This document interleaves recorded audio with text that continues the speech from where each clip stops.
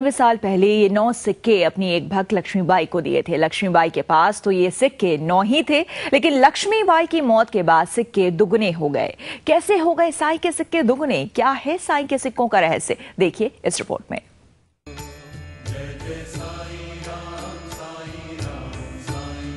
गौर से देखिए इन सिक्कों को। 93 साल पहले ये सिक्के साईं ने खुद अपने हाथों से दिए थे, लेकिन अब ये सिक्के रातों रात दोगुने हो गए हैं। ये देखिए, 1, 2, 3, 4। आप सोच रहे होंगे साईं के इन 18 सिक्कों में क्या खास बात है। दरअसल 93 साल पहले साईं के ये सिक्के सिर्फ 9 थे, लेकिन अब यही सिक्के बढ़कर 18 हो गए हैं। अब सवाल ये बनता है कि साईं के 9 सिक्के 18 कैसे हो गए।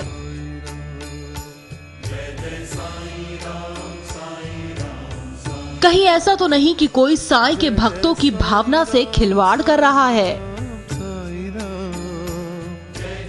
दावा किया जा रहा है कि साईं ने शरीर त्यागने से पहले लक्ष्मीबाई शिंदे नाम की एक महिला को 9 सिक्के दिए थे।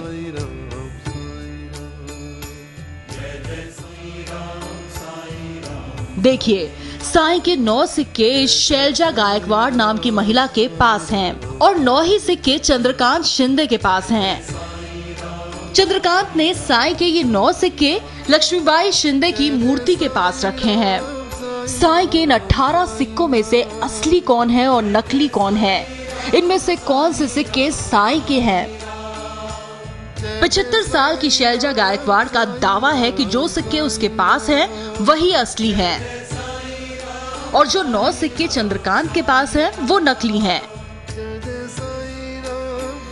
शैलजा का दावा है कि चंद्रकांत जो सिक्के दिखा रहा है वो बाजार से खरीदे गए हैं।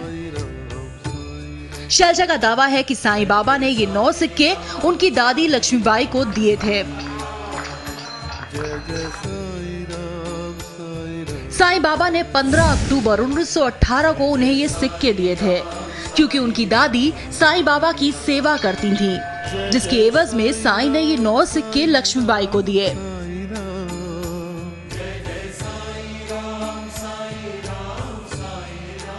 वो जो दिशा भूल कर रहे हैं, भक्तों को फंसा रहे हैं, भक्तों को गलत इस्तेमाल कर रहे हैं कि वो उनके पास जो 9 कॉइन्स है वो तो 84 से दिखा रहे, 86 से दिखा रहे। वो कोई पुराने नहीं दिखा रहे थे, लेकिन वो झूठे कॉइन्स है। वो कोई लक्ष्मी माई के पास के कॉइन्स नहीं है।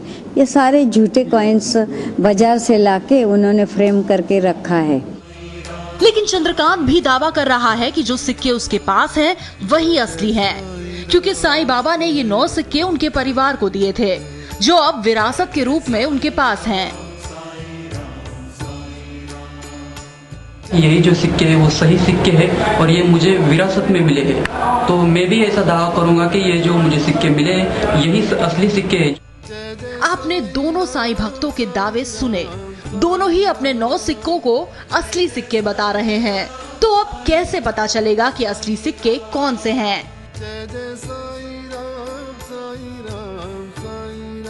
शरीर त्यागने से पहले साईं बाबा ने किसको 9 सिक्के दिए थे? शिरडी से मनोज गाड़ेकर की रिपोर्ट।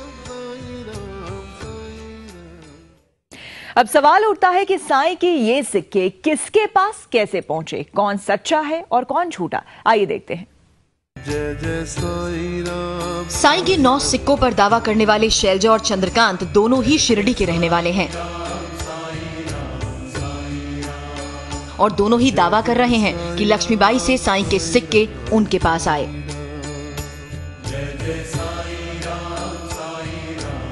अब हम आपको समझाते हैं कि दोनों का ही लक्ष्मीबाई से क्या संबंध है और दोनों ही अपने सिक्के को साईं का सिक्का क्यों बता रहे हैं।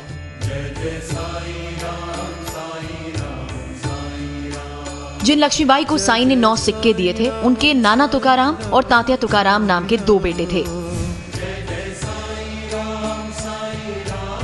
और शैलजा गायकवाड़ लक्ष्मीबाई के बेटे नाना तुकाराम और सोनूबाई की बेटी है, जिसका दावा है कि लक्ष्मीबाई ने देहांत से पहले सिक्के सोनूबाई यानी कि उसकी मां को दिए। क्योंकि उनकी मां सोनूबाई लक्ष्मीबाई की काफी सेवा करती थी। शैलजा का दावा है कि 1984 में उनकी मां सोनूबाई ने निधन से पहले उन्हें साईं के 9 सिक्के दिए, जो तब से उन्हीं के पास हैं। कि भक्तों के साथ खिलवाड़ हो रही है और जो भी 9 कॉइन्स है वो तो मेरे पास है। मतलब मैं लक्ष्मीबाई की पोती हूँ, बेटे की बेटी, और वो कॉइन्स मेरे माँ के पास आए, सोनूबाई नाना पाटिल शिंदे। जबकि चंद्रकांत का दावा है कि लक्ष्मीबाई के दूसरे बेटे तात्या तुकाराम को सिक्के मिले, जिन्होंने सिक्के अपने बेटे भास्कर को दे दिए, जिसके बाद भास्कर से बापू साहब और फिर बापू साहब ने अपने बेटे चंद्रकांत को ये सिक्के दिए और तभी से ये 9 सिक्के उनके पास हैं।